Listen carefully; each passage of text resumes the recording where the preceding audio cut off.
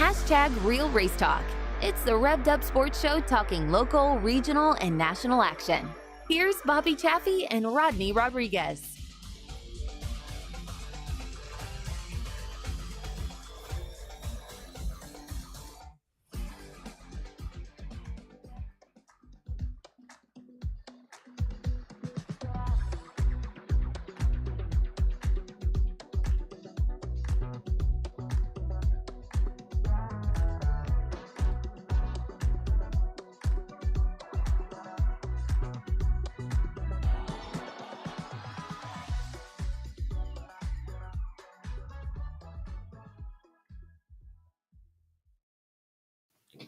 Well, everybody, welcome to the show that started it all, the Monday staple of racing shows.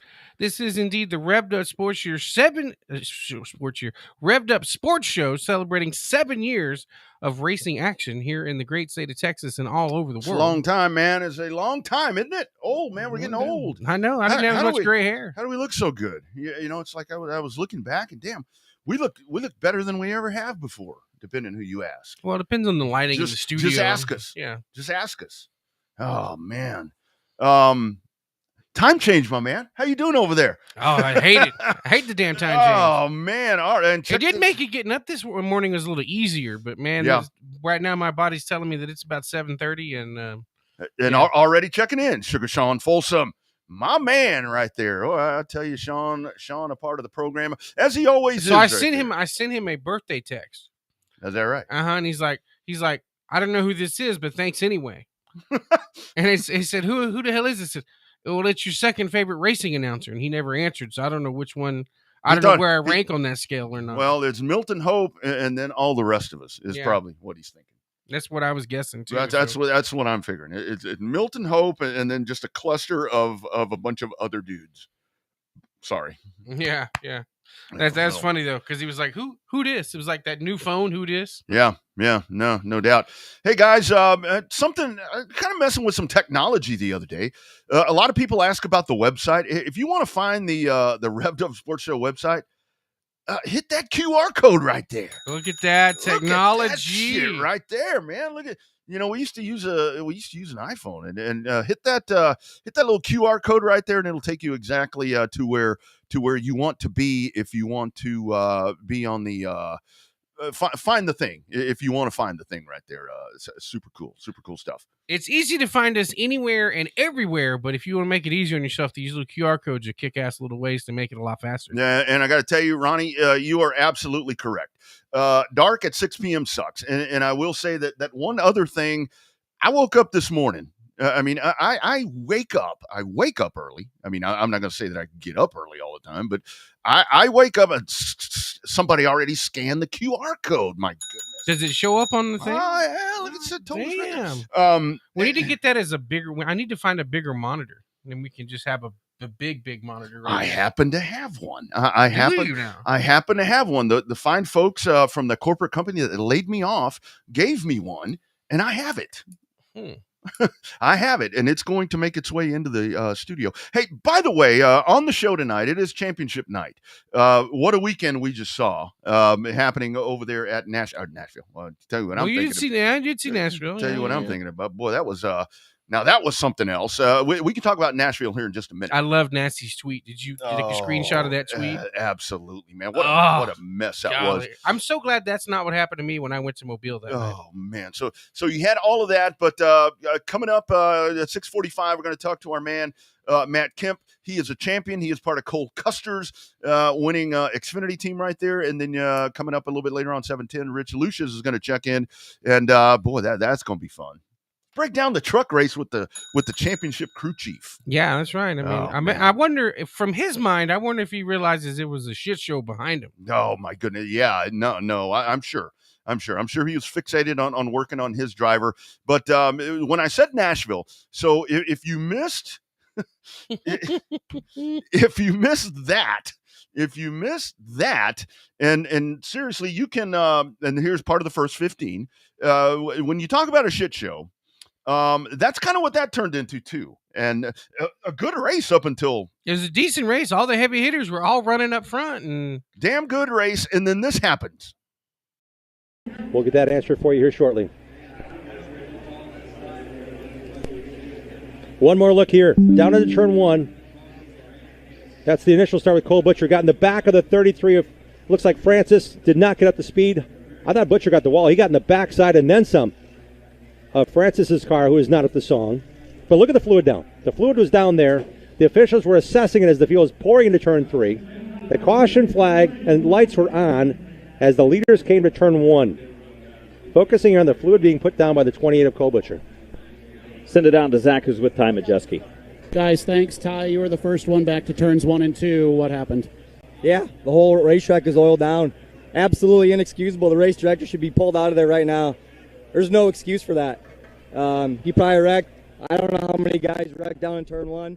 Absolutely no excuse. Yeah. That was rough. Yeah. That Did you see his frontstretch.com interview later on after that? Oh yeah. Oh yeah, he was more composed, but he was a whole hell of a lot more pissed off than he was for that. Oh man. That yeah. I was having a talk today with a promoter, and we were going back and forth on that, and it's one thing.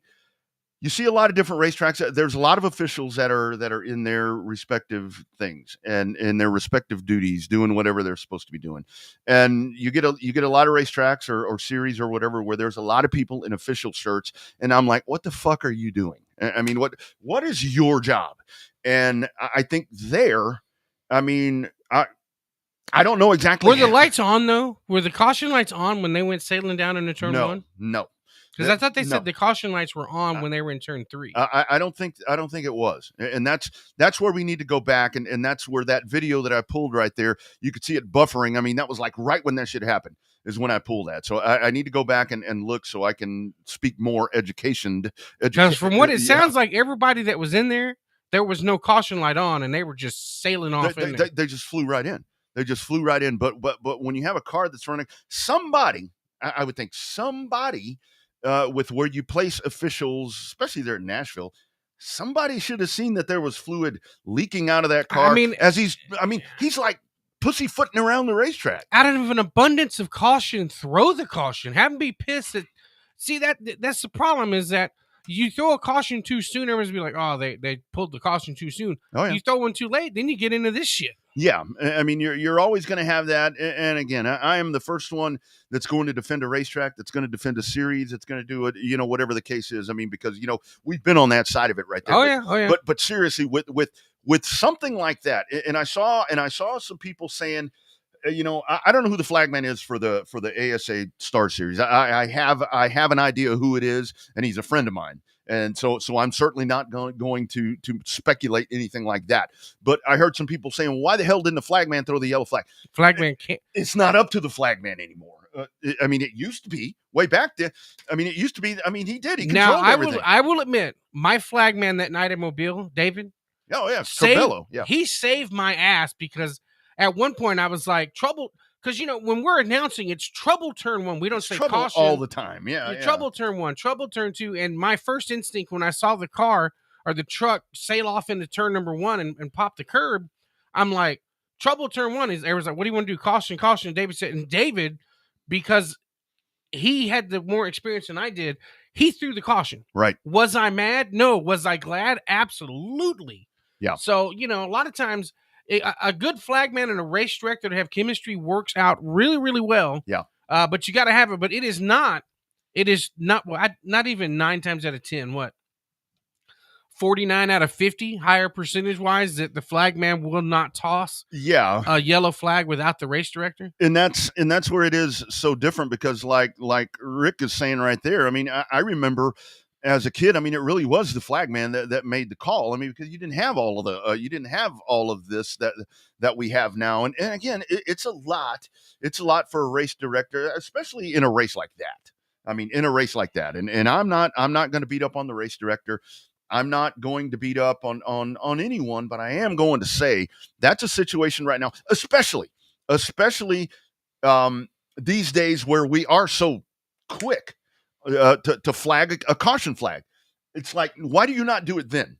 I mean, when somebody misses a shift, when you have a bottleneck, when you have all this shit that's going on a start, I don't care if it's pavement or dirt or whatever, it's always boom, yellow flag, so freaking fast. And this one, in my opinion, was pretty obvious, and they just flat ass missed it, and it wiped out all the front runners. And that's the shitty part about this. And Ty Majeski, and I mean, sucks for Cole Butcher. I mean, he was the one directly involved right there. Cost him a championship. It did. Cost him a championship. And Majeski wins it. And Majeski was, obviously, glad to win that championship there. But I mean, even the discussed with him in his post race, it's like there he is with a beat up race car. It's all tore to shit. You're missing all these pieces off because the whole front of the field got wadded up. And I mean, that's new. He had to make a new shock mount and a lower control arm to get the thing to be able to turn on the right front. Yeah.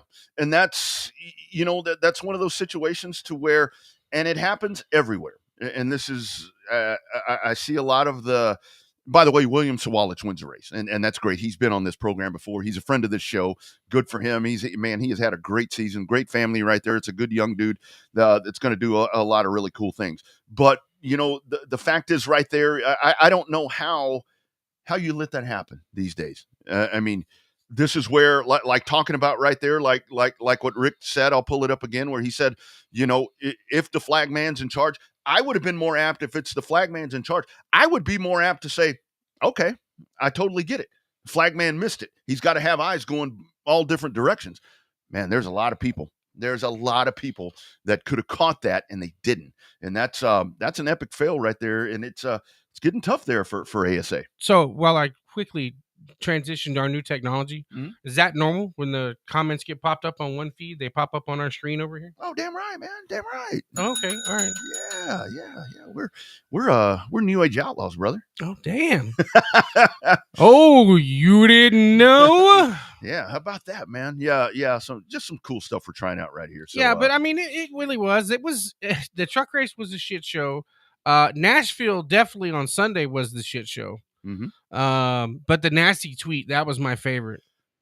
Yeah. The nasty tweet, that was my favorite. I gotta go back in and find it. By the time we find it, we'll have somebody else on. Yeah. We'll get to that. We'll get that part figured out. But I'll tell you what we are going to do right now. And man, what a weekend! We're just talking about it right there.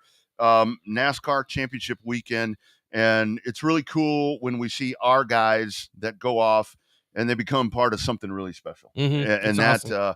That in and of itself right there is just one of the best parts of everything we do. I mean, let's bring on to the program. He's been with us before. Now we're bringing him in, and now we can call him a champion. Well, he was a champion before. He's always a champion in our eyes. But I mean, here he is now, a part of Xfinity Championship team. Our man, Matt Kemp. Matt, how you doing, brother? Good, guys. How are y'all doing tonight? Man, not as good as you, dude. not as good as you, man. I mean, kind of break it down, man. What? Tell me about the buildup. Tell me about as this thing is getting down to the end, because a little bit of a nail biter right there for your race car driver. Yeah, I mean, during the race, let's go back to the week. It's probably been all the way back. The most calmest week of the whole entire year. The stress level hadn't been there. I think it was just an overall feeling of, hey, we can go out there. Everybody in the pit crew and the mechanics put everything they have out there, and it's up to Cole at that point. Leading up to the race, I mean, everybody was just walking different, having a different attitude that I hadn't seen all year. And even throughout the race, like there was times like when we were running up front during the season this year, and even last year when I was with the truck team, and at Nice, and you'd be pacing. You'd be like, okay, let's just get this done. This Saturday, going in there, like I was saying, it was just a calmness, just a overwhelming feeling of just, let's just get it done.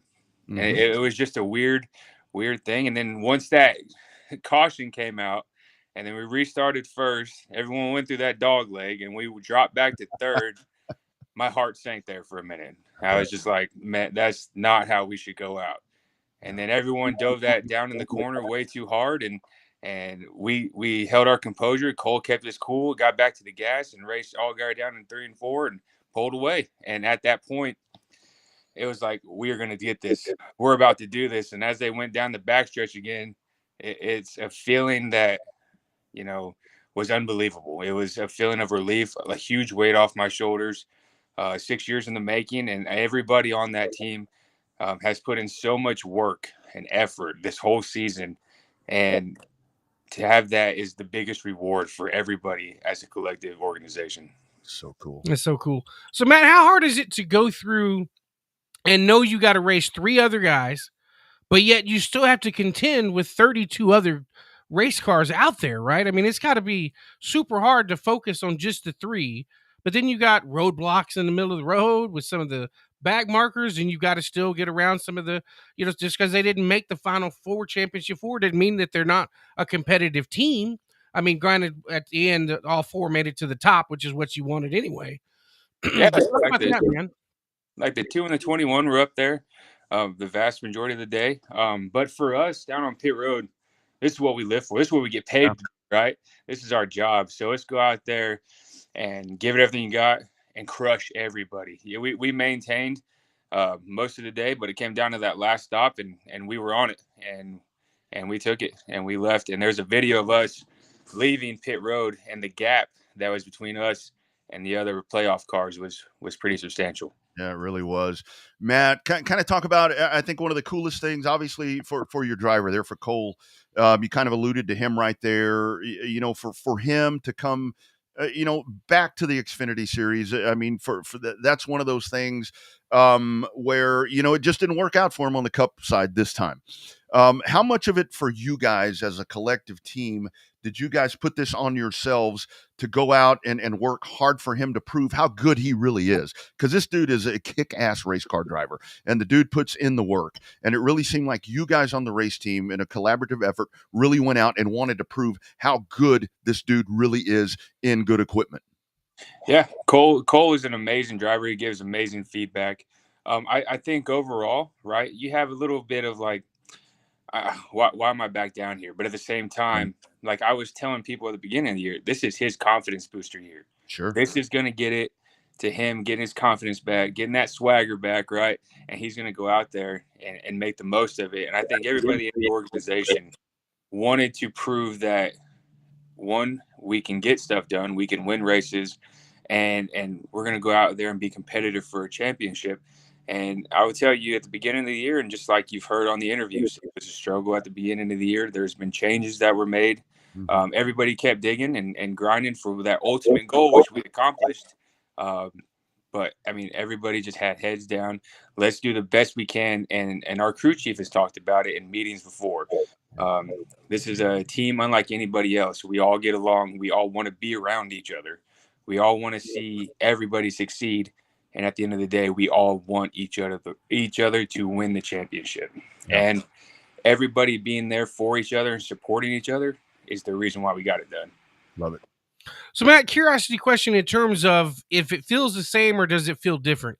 Obviously, when you're on pit road and he crosses that line first and you have we could see it in your face on the crew, y'all were hugging, high-fiving.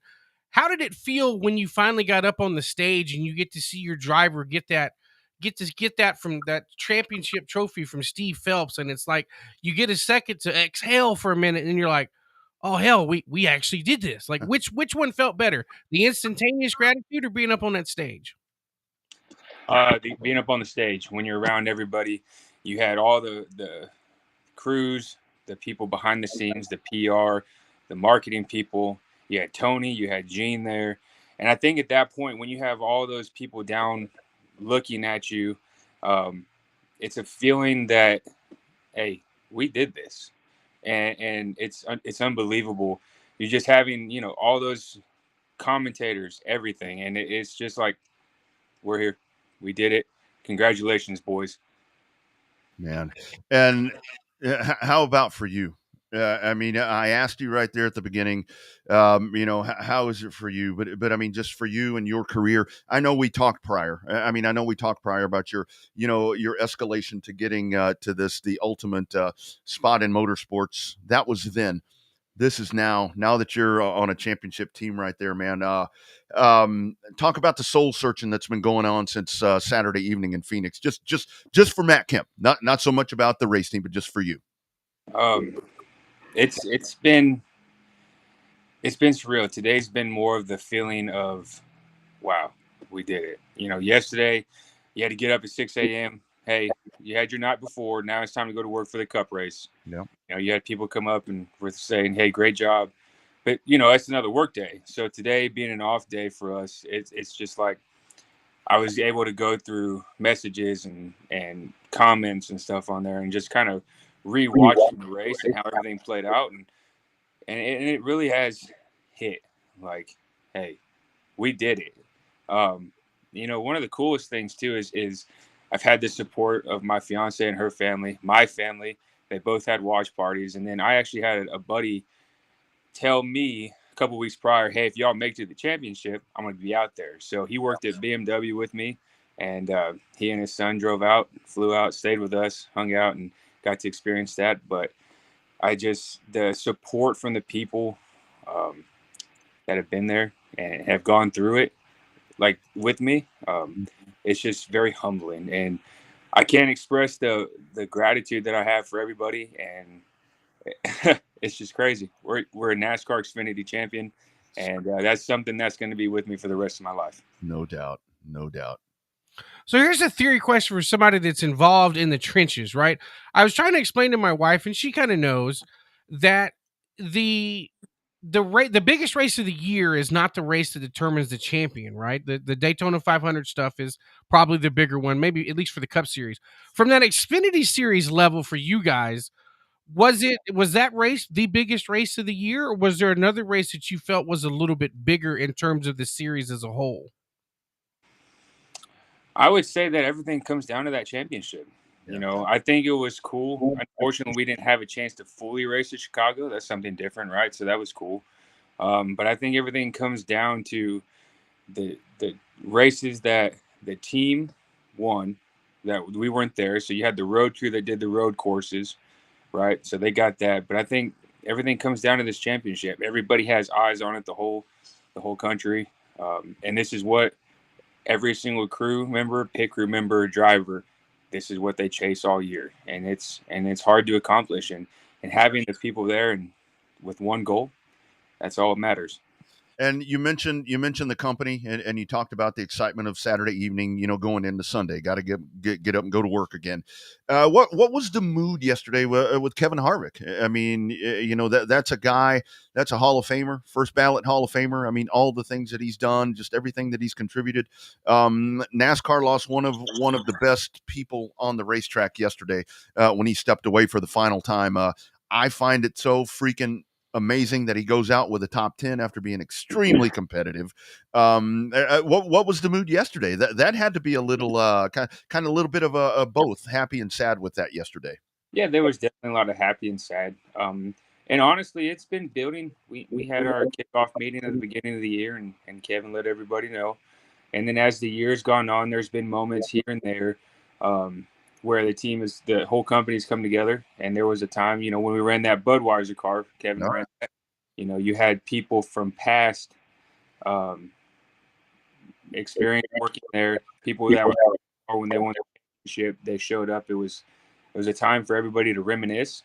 And I think that today or this weekend, you know, it was just, you hate to see it. You know, he was one of the drivers in my childhood, you know, and he's one of the reasons why I decided to do this. And going back, replaying that day yesterday, when he came down pit road and as he headed to his pit stall where everybody's going to celebrate, you know, I just walked on the pit road clapped my hands, and I gave him a thumbs up, and he waved back. And, for me, that was like, hey, thank you for everything that you've done and will continue to do in the sport. And I'm glad to at least have been some little part of Stewart-Haas this last year for you. That's awesome. So, Matt, what's next, dude?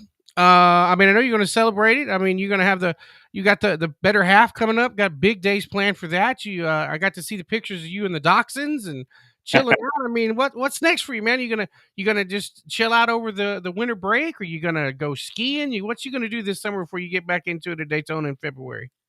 Well, believe it or not, we start back for the 2024 season tomorrow. We got practice and workouts, and we got to get these cars ready, these Xfinity cars ready for next year. So that's starting. We have a couple things planned as far as celebrating these next 2 weeks with the team, and then Cole and his wife get married next. The 17th of November, and that's coming up. And then we continue working all through the offseason. And then in December, we're going to go ahead on down to our honeymoon. And then next thing you know, here we go, 2024 season. Time to go. Time to get back after it once again on track. I do want to ask you before we cut you loose, dude. I know a lot of the conversation this year has been, with the new car and everything on the Cup Series and with the spec engine on the Truck Series, kind of with all of that.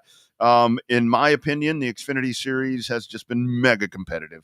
I've talked to guys that drive those race cars, and it's like, man, these are the most fun to drive. This is a driver's race car.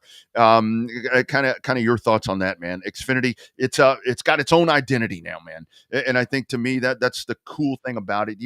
It's not so much about the guys on Sunday now race on Saturday, because you guys have your own deal right now. And I got to say, I think you're the hottest brand going, in my opinion. Yeah, I appreciate it. Yeah, but I think the Xfinity is its own, like you said, the only thing with the uniqueness going on right now, the competitive. I think that's where you're going to find a lot more people coming in and tuning in on the weekends. And I think that with everything that they got planned for these next years, it's just going to be something where people are going to become more and more hooked, and staying with a car that is a traditional race car. Yeah, that's my opinion, and they can do it. Yeah, no doubt about it, man. No doubt about it.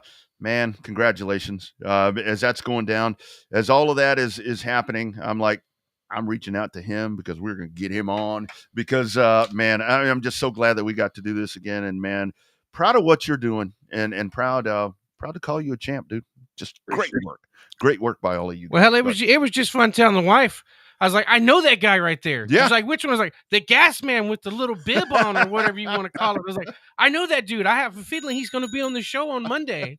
And when you found out you were coming, I was like, that's our boy right there. We go way back. He used to kick my ass in the high five. So yeah.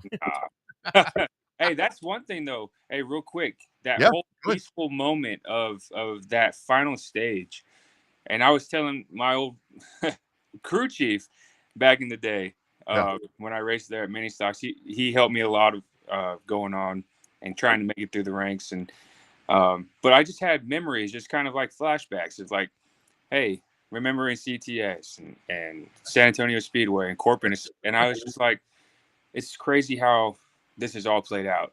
And I think that's what really was keeping me at peace, was like just remembering everything and remembering the people that had been there and talked and just helped me to get to where I was going. Mm-hmm. So it's pretty cool.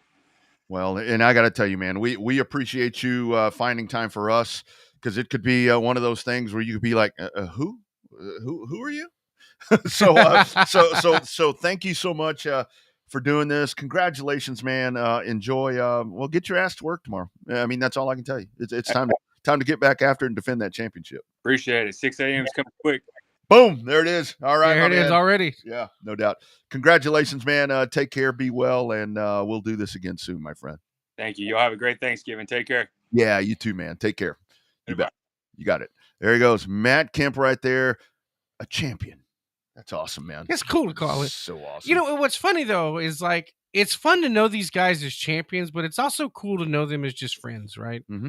I mean, we've known Matt for years, like I said, racing at Thunderhill, racing at CTS, racing in the mini stocks, seeing, where he came from literally the grassroots level to be an Xfinity Series, be on a team of an Xfinity Series championship team. That's pretty damn cool, man. And I'll tell you, for a lot of, a lot of young folks, I mean, yeah, you want to be the driver, you want to be whatever. There can only be one driver, man. And it's, I go back and I reflect when I see not only our friends, but I see young people that we get to know that get to do really just amazing things. And it's like, man, go chase that dream if you were able to. I mean, if you have the ability to go do that, and just remember that part. Remember that part, like what I'm just saying right there. You only got one dude that can drive the car, but I'll tell you what, you get guys like Matt that has gone off, and that's, I mean, just pick yourself up. I mean, that's a ballsy move. Yeah. And we know a lot of people that have done it, where it's like, you know what, I'm uprooting myself and I'm going to NASCAR country, and I'm going to be a part of a winning organization. And the thing is, like with Matt, this dude, he's worked his ass off. And much deserved. So cool to see. I mean, we've all thought about doing it, of course, but there's only a handful that actually got up and done it.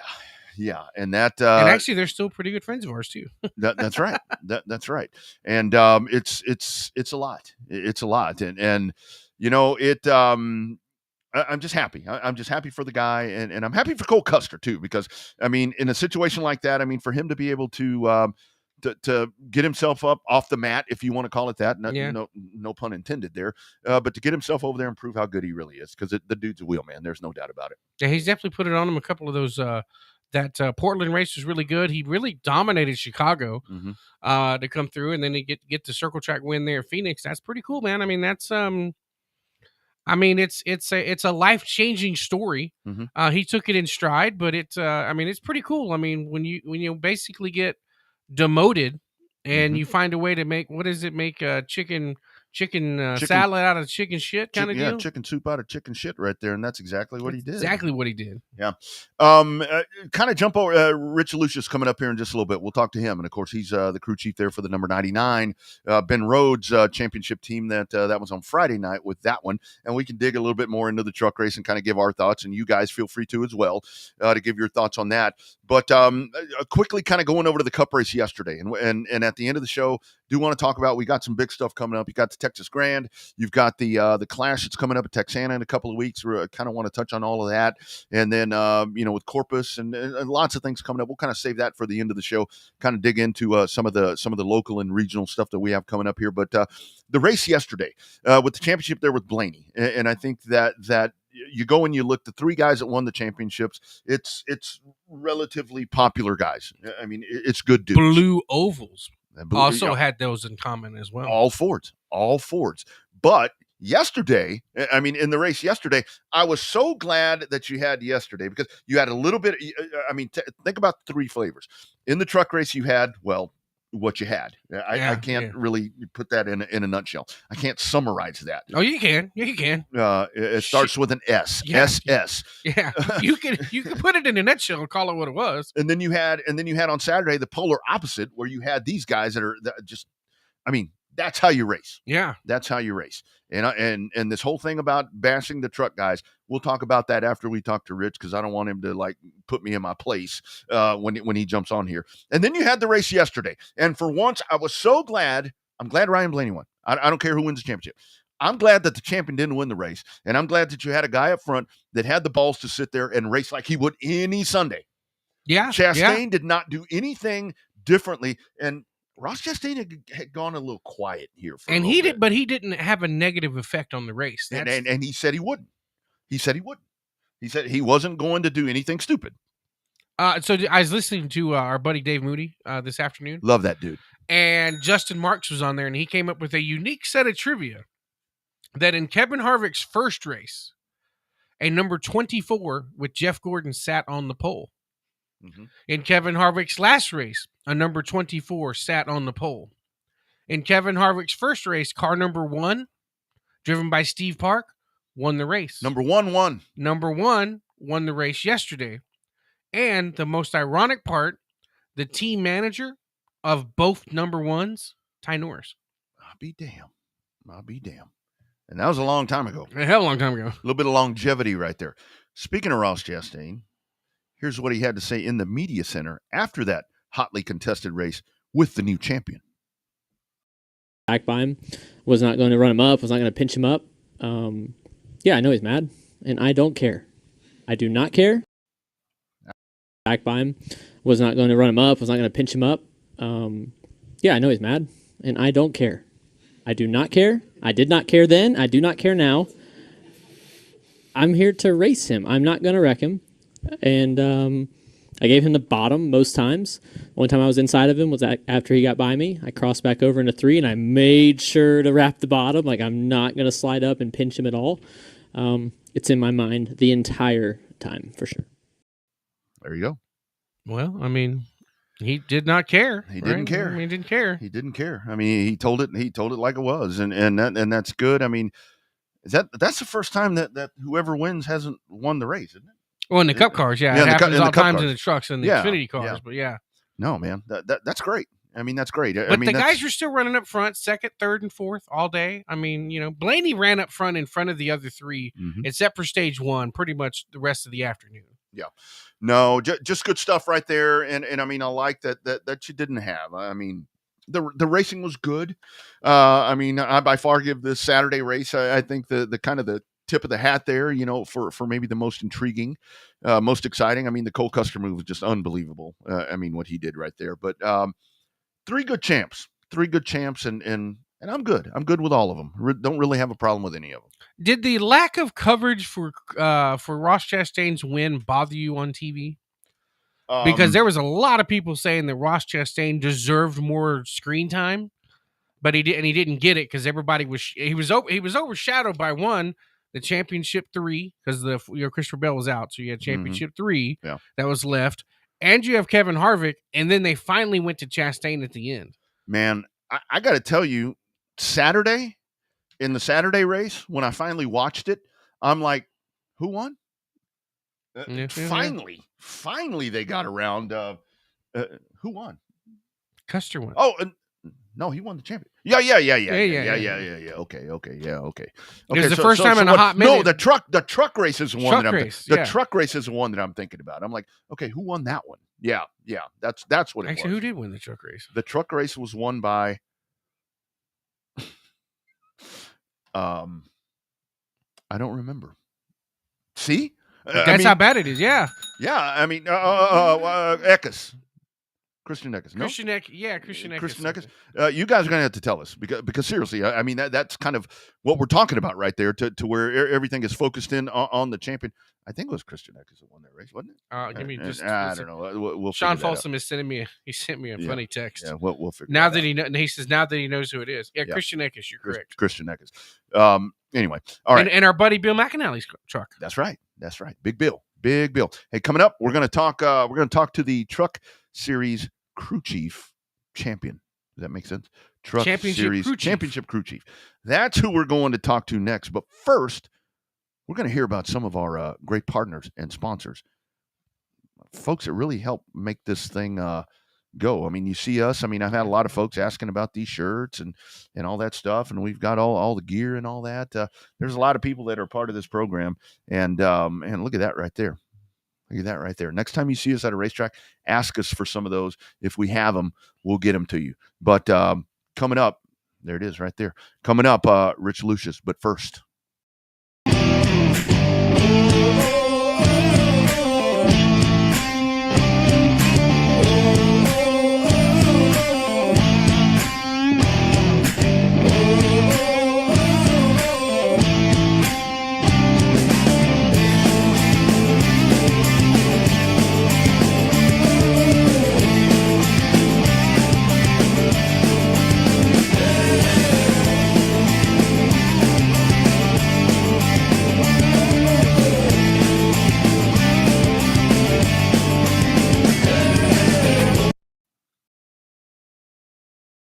Hey racers, Phil Whipple here with the Revved Up Sports Show. For the past year, you've heard us talking about our partners over at Generation Race Cars. I'm proud to say they're back again this year, and they're off to a great start. Generation Race Cars, located in Springtown, Texas, continues to offer new chassis body combos all the way to turnkey sport mods and limited modifieds. All cars are built the same as you've seen in Victory Lane with drivers like Alex Hickam, Jeff Shepard, and Dean Abbey. All customers are valued and treated equally, so why not join the winning team? Justin Long is committed to giving each and every customer the time they deserve, along with a commitment to bring quality into every build. If you're ready to join the team, give the guys over at Generation Race Cars a call today at 817-528-2947. You put a lot into your racing program, so why not take it to Victory Lane with Team GRC?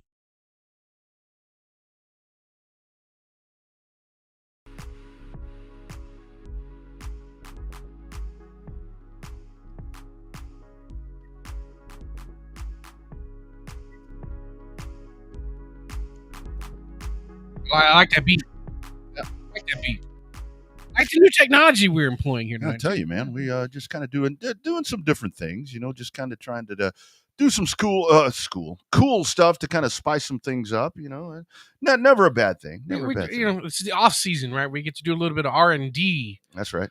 During the downtime. We still got some big races to go and some big guests to come up, but we'll try a few things here and there. Y'all let us know what you think. Yeah, absolutely. And don't forget, you can be a part of the chat right there. And we'd love to hear from you guys. Again, a lot of folks congratulating Matt for everything that he did. And that's really cool to see right there. So let's go back to the hotline. This time we're going to the phone hotline as it is championship night right here on Revved Up. We had Matt Kemp right there. Now we're going back. The Friday night race. Boy, what a race right there. The 99, it is Ben Rhodes with his second championship and also collecting his second NASCAR Craftsman Truck Series championship. It is our man, Rich Lucius, who joins us now on the hotline. Mr. Rich, how we doing, sir? I'm doing great. How are you? Doing well, sir. Thank you for taking the time to be a part of the program. So break it down, man. That Friday race, that right there, that was something else right there. Seeing better races at a local short track, that was terrible. The drivers that drove most of the drivers drove with no respect. But somehow it all worked out. There was plenty of yellows, plenty of drama, plenty of bad decisions on other people's parts. Mm-hmm. But at the end, what got overshadowed, you had a really good race between Ben and Grant Enfinger, and they both raced each other with a lot of respect. So all in all, it all worked out the way it was supposed to work out. But like I said, it was a long night. Yeah, I bet. So in terms of preparation for the race, it's such a unique thing to where you have three other guys that you got to worry about, right, for your championship run, but then you have to worry about, 30-something other competitors on the racetrack. How do you find a way to balance that? I mean, it seems like it's got to be one of the hardest things in sports to do, concentrate on three, but yet you're still out there with the other 35. So like we would go to any other race, I try not to put no other pressure on my guys, especially this group of guys we had this year. They were, this is the first time they've ever been to the Final Four. So preparation-wise, we just build it like we build it for Phoenix every other time. Yeah. We actually tried with a little bit different setup this year too.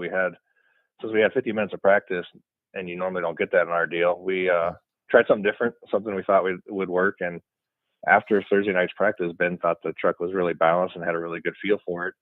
And so I knew we had a good race truck. But then when the race started, like you said, we're focused on just the other three. And obviously the first stage, we were just okay. We weren't great, but we were okay. Ben was complaining about being free. So we took the time there to make a big swing at things at the end of the first stage, and it helped a bunch, but we lost track position. Mm-hmm. So then the rest of the night, we're just fighting, trying to get the track position back. So we go there also with not thinking that we have to win the race. Yeah, it's always nice to win the race, but we also know that, like last night or like Friday night, we finished fifth and won the championship again. Yeah, no, that's good stuff. And Rich, talk about that. You were kind of talking about right there at the beginning, kind of the way that race all panned out. How hard is it for you to keep your driver in check when all that shit's happening, and the restarts and everything, and just senseless shenanigans that are going on the racetrack? I mean, how hard is it for you to keep because he's got to be frustrated and he's got to get a little antsy or whatever you want to call it.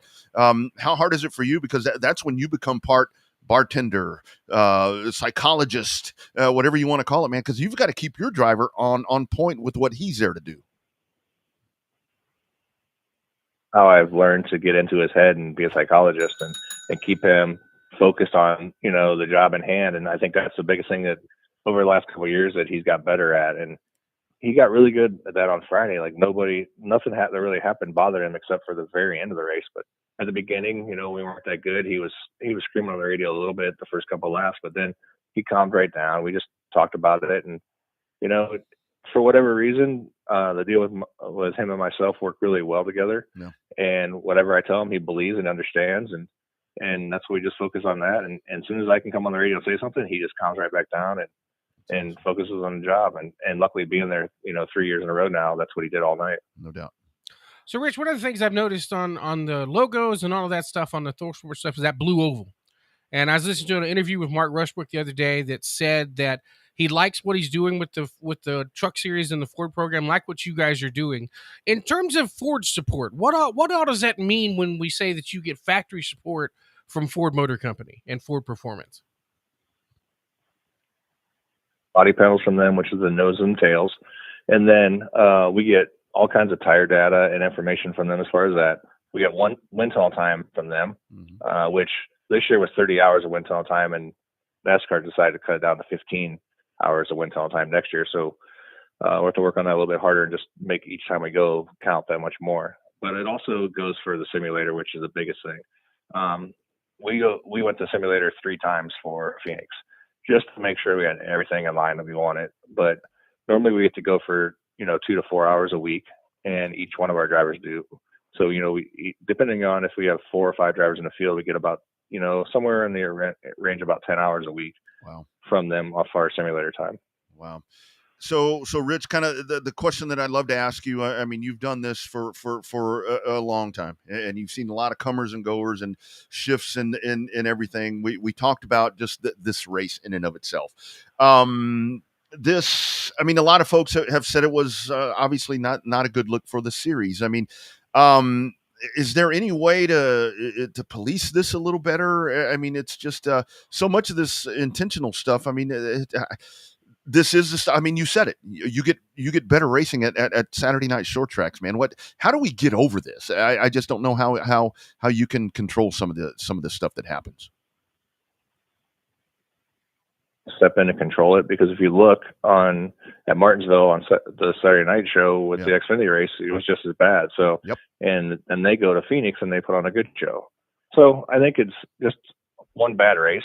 I don't want to say it's a bad look on the truck series in general, because 90% of the time the truck series puts on good racing. Right. It is young kids. It is hard racing. It is short races so that people go as hard as they can, drop the green flag. And it's funny to me how, fans want that 90% of the time. They want the action right off the bat. And then when stuff happens like Friday night, they're the first ones to complain too. But so I don't think NASCAR is going to step in. I don't think we're going to do anything different. I think we're just going to move forward and hope that we put that night behind us and move forward. Right on. Yeah, Rich, I think the truck series is in such a unique place because it's so different than any other type of motorsports in the world, except for maybe the little super utes in Australia. But in terms of like the trucks, to me, the technology that you guys use in trucks is amazing to me, because there's only so many ways you can make a big, gigantic rectangle box go fast. Talk about the technology and stuff that you've seen change over the years in the truck series to get it as high tech as it is now. So just for the years I've been in the truck series, it's changed so much as far as the aero and the bodies and what we're doing with the splitters and what we're doing now with shaft springs, because that was a new rule 2 years ago, was shaft springs. So we all had to learn that. So from them to saying, people say sometimes, the truck series is just, trucks on the racetrack or whatever. Yeah. They really need to dive deeper into it, look at what the trucks actually are, because, they are specially built racing equipment and some of the highest, technology there is in the sport. Yeah. Got to ask you before we cut you loose, man. I am curious with the engines on those. You know, it's like you sit there and you listen to a lot of the in truck stuff, and it's like, man, you just want to squeeze. You just want it to go a little bit faster, man. But I think that motor's a great equalizer right there, when not only on cost, but when you're trying to trim the competition back a little bit and tighten things up, man. I think that engine program is just something that is great for the series. That was a big savings for the teams, but it also, like you said, it also brought all the teams a little bit closer together, which is what this is all about. You know, we want it to be about who can build a better truck, or who can set the truck up better, who can drive it better, you know, or strategy or something like that, where the engine now is just, you know, it has us all the same. Those engines, before they leave Ilmore, they have to be within 3 to 5 horsepower of each other. Damn. So you get one or two that are a little bit better. Yep. Like our motor we ran the motor we ran at Phoenix was the motor that we ran at Charlotte and won the race with. So we knew that was our best motor anyways, because it was just a tweak better, you know. That's all it takes in this deal to get a little bit of advantage, was just a little bit better motor. Mm-hmm. Mm-hmm. So, Rich, for you guys, is it back to work tomorrow? I mean, I know you're always at work, but kind of set us a timeline. What happens next for you guys now that the regular season is over? You're the championship winning team. What happens next? Kind of the timeline going up towards Daytona. And the team flew back to Ohio, and me and Ben actually drove up to Yuma, Arizona, and we tested a dirt car on Sunday at Yuma. Yeah, so we tested for a couple hours in Yuma, and then me and him drove to Vegas and then flew home. So I got home at like 5, 6 o'clock in the morning this morning. So tomorrow morning I'll go back to work, and we're gonna focus on right now getting everything ready for the banquet. It's the next step, and then we have some wind tunnel time left yet for this year, so we're gonna focus on that, because they're making a little bit of change with with how we put the tails on the trucks. So that's gonna change a little bit of things. So we got probably another 10 hours of wind tunnel time yet this winter. And then it's just focusing on getting our trucks built better than we we have this year, and focus on trying to do this again. You know, nobody's been there 3 years in a row. Damn. So we definitely need to go there 4 years in a row. That's right. So we'll see what we can do. That's right. Hey, Rich, one last thing before we cut you loose. The new 2024 F-150, how much has that changed from the current body style that you have now? The street truck, from what I've seen in YouTube videos, it looks the same, a little different grill. But how much does that body change on the street affect what you guys do on the racetrack? Going to affect us at all. You know, obviously last year changing manufacturers, or this season changing manufacturers, we had a big undertaking going on in our shop. But this year, luckily, it's just going to be a little bit of minor stuff. There's a little bit of rules updates from NASCAR, but as far as the manufacturer stuff, it's all the same. Yeah. So Rich, your driver had to get in a dirt car and test with that kind of hangover that he probably had after Friday. We're on Saturday. I drove to Yuma, not him. Okay. We had lots of water, lots of Gatorade, lots of beverages, and long day on Saturday, just driving there. And they actually had a non-wing USAC race there, so we watched a little bit of that on Saturday and just kind of relaxed and enjoyed it. And it was pretty nice just being able to drive there and have a couple hours together, just me and him, and driving down the road, driving through the desert, and just talking about what happened and where we should be going together and where the future is. That's right. Super good stuff, man. Congratulations on another championship for you, another championship for Ben. Job well done on a fantastic Friday night race, man. Enjoy whatever downtime you get, and go out there and get you another one, man. Looking forward to following you guys.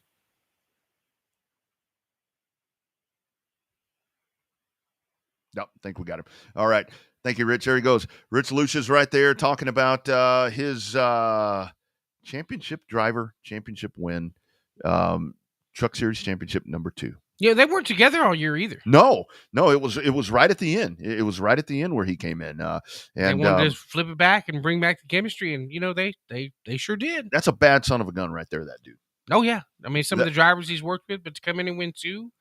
That's good. That's impressive. That's a dude right there that I mean, you get him in there and you hook him up and I got to tell you, man, what a drive by Ben Rhodes, and that race really was. I mean, there was a lot of it right there, and I like what Rich was talking about right there because it is. A lot of people are saying that it casts a black eye on whatever, but racing for a championship, and everybody, all of you guys that want to sit there and beat these guys up, you would do the same shit. That was what was getting a little frustrating to me on Friday. It's like, guys, I see y'all on Fridays and Saturdays and Sunday afternoons. Y'all are just as bad. There's a whole lot more Carson Hosevars and Corey Himes out there than there were Grant Infingers and Ben Rhodes. Than you think about when you watch some of these other guys comment, and you're like, dude, you got no place to say shit about that bump and run. No doubt. And the picture that keeps coming up is right there.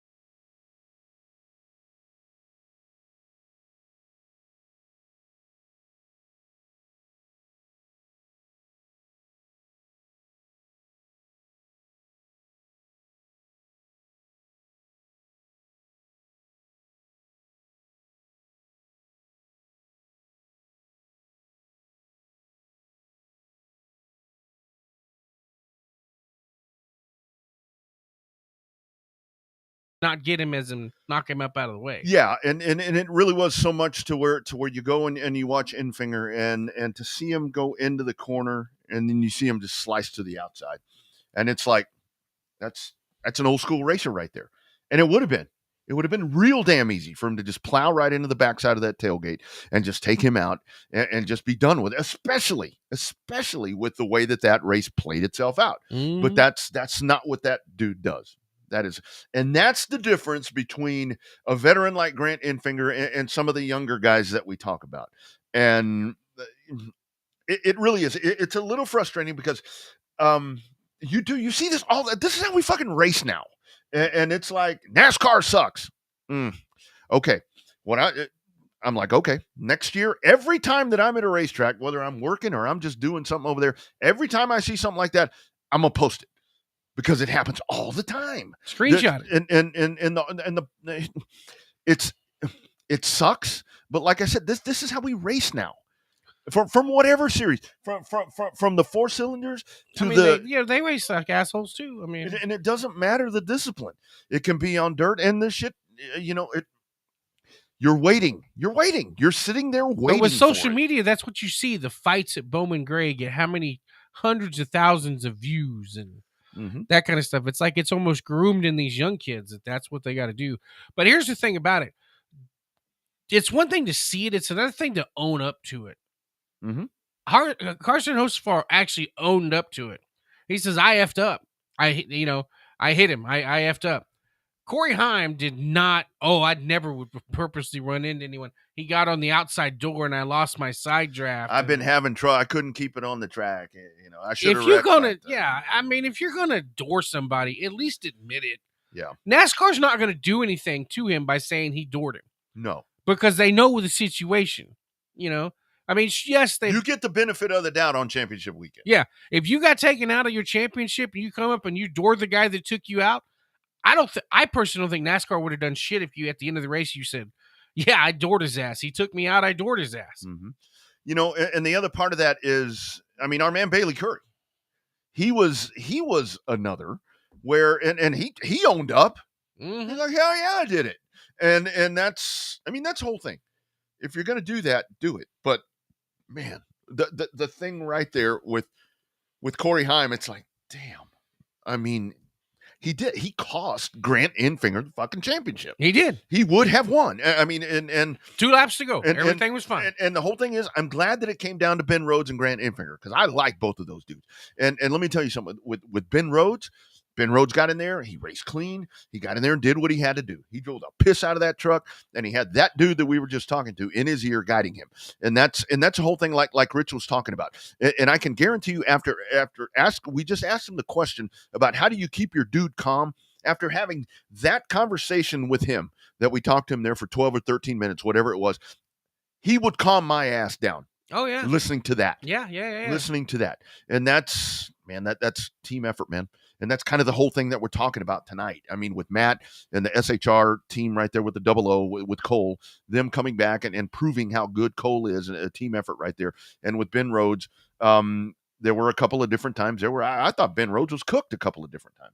But you know what? That's why you run every goddamn lap. Every lap. That's why you run every lap. That's why every lap counts. Whether there's some of the laps are boring and some of them aren't, but every single lap counts. And there was obviously a lot of fallout after all of that happened. And you had, Tony Stewart. Tyler Reddick didn't pull any punches, did he?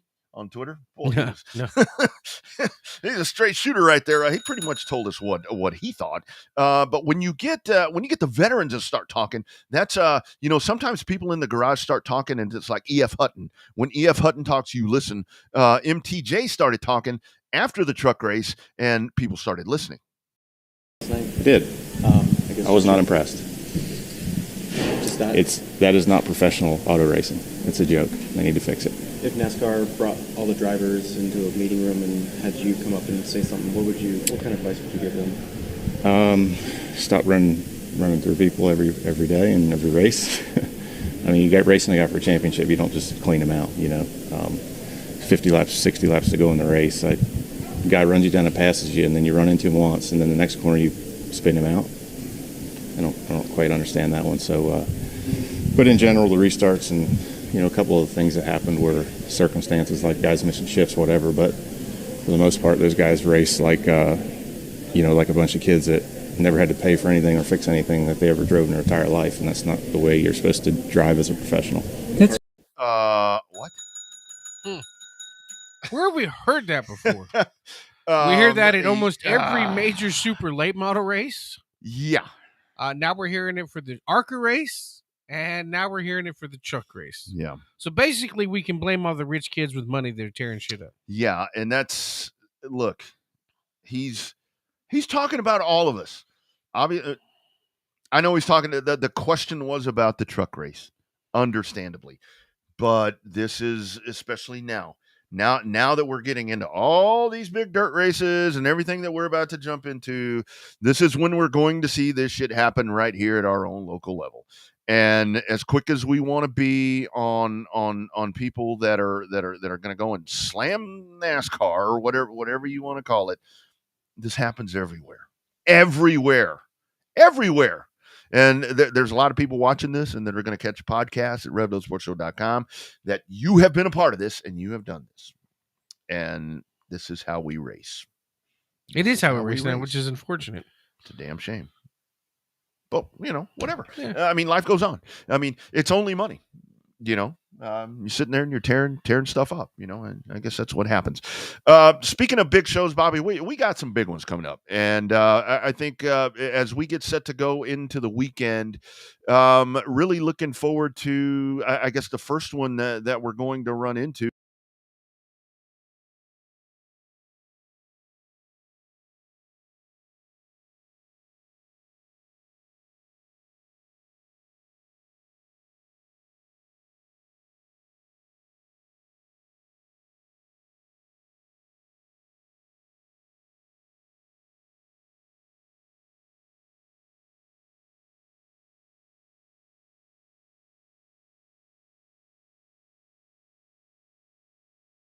Know that's going to be a loaded field that will be a part of that one right there. So yeah, with that $5,000 to win limited modified race, you can bet that it's going to bring out, I mean, especially now that we are into big show season where you don't have the weekly stuff, that is going to bring a lot of people in there, and I think that that's going to be a grand. Get it? Grand. That is going to be a great show coming up at 105. Well, hopefully that carries over to Texana, because the rules for Texana and the modifieds, the limited modifieds, are the same rules as 105. Mm-hmm. So hopefully there's a good car count that will turn out to try to race their way down there at Texana to the Clash, which would be the third race of the 4 for the South Texas Championships for both the factory stocks and the limited modified. So that point standing got kind of shooken up, and I anticipate it being shooken up some more even after we get to Texana here in a couple of weeks. Mm-hmm. And there it is right there. So that one coming up, lots of big money on the line right there. And I really hope that this is going to be a big one for Texana, because it has been the fact that they're doing the Clash, to me, this is where it would have been real easy for Cord, and I'm going to talk about Cord here. It'd been real easy for Cord to say, nah, fuck that. We'll get ready and do it next year. We'll they already tried to do it in the spring once, and it didn't work out all that well. But with the storm stuff and all of that, it would have been real easy to not do this. So this is where you folks need to come on out and support right there, because that's a lot of money on the line coming up there. 17th and 18th, you'll have all the heat races and so forth, and then you go into Saturday main event day with the B mains, and then moving into that couple of nights of late model racing that's going to be going on right there.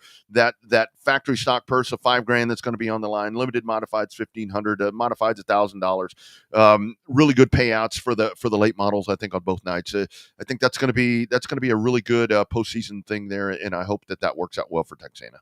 I do too. Obviously, you'll be there on Friday, tentatively still, and then I'll be there Saturday.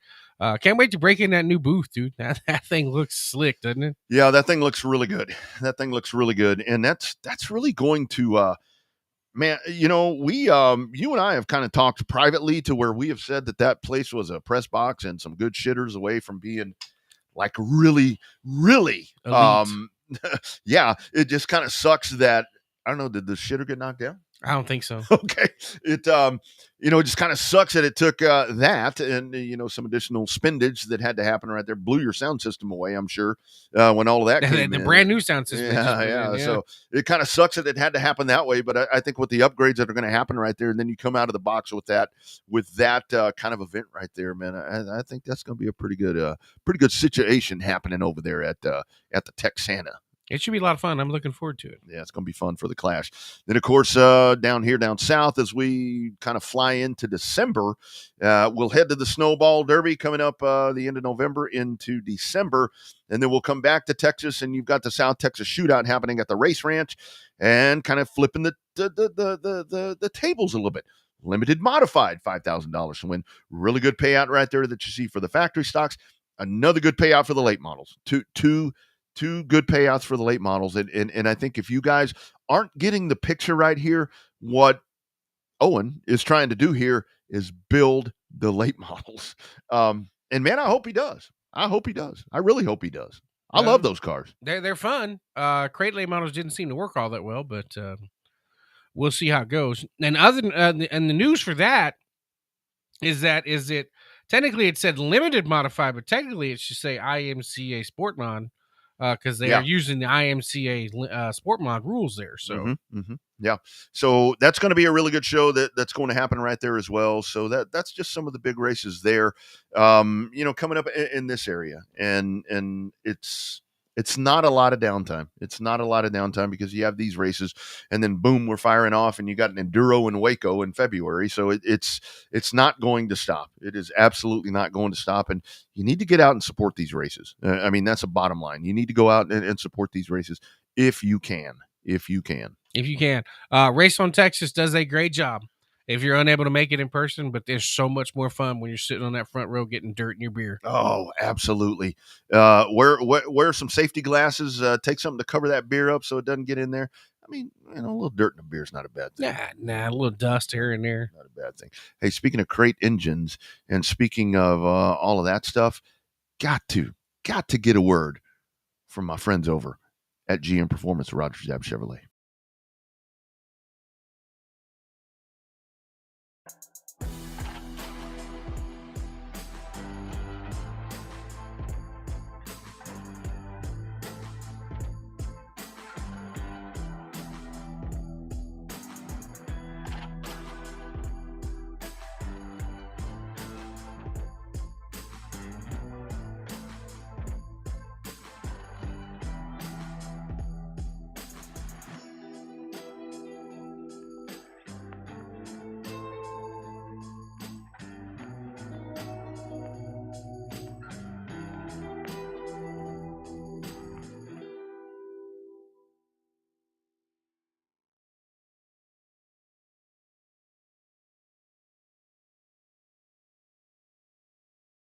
your dock, it can be there ASAP. Call that number. Well, I don't think that number's there. Just message me, and we'll figure out a way to make that happen for you. This is so I do want to go back to the truck thing. I'm sorry. I got to go back to this. The youngsters, and again, these guys are getting beat up a lot, as they should be. Well, some of this shit was senseless. I mean, it was senseless. But what happens next? I mean, like Rich said, that NASCAR's not going to get involved. They're going to tear up a bunch of shit at Daytona. That's what's next. Well, you know that's. I mean, that's the nature of that race. Yeah, that's probably going to happen anyway. But it's like, man, I don't. I seriously, I was sitting there, and it's not very often that I sit and I'm like my jaw is like dropped. I'm like, what are we doing? What are we doing here? And it kept happening lap after lap all after the lap. time. Like it happened during the race, but I'm telling you, they must have been on some other kind of crack when they sat there during all those green white checkers.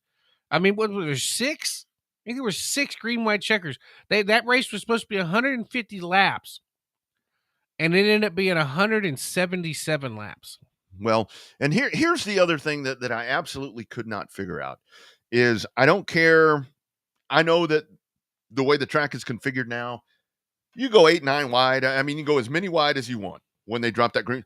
By the way, what the hell was the deal with the restart zone? Friday, they put it in the wrong place? I don't know. Yes, that they put it 50 yards too back or too far forward. I don't know which one it was.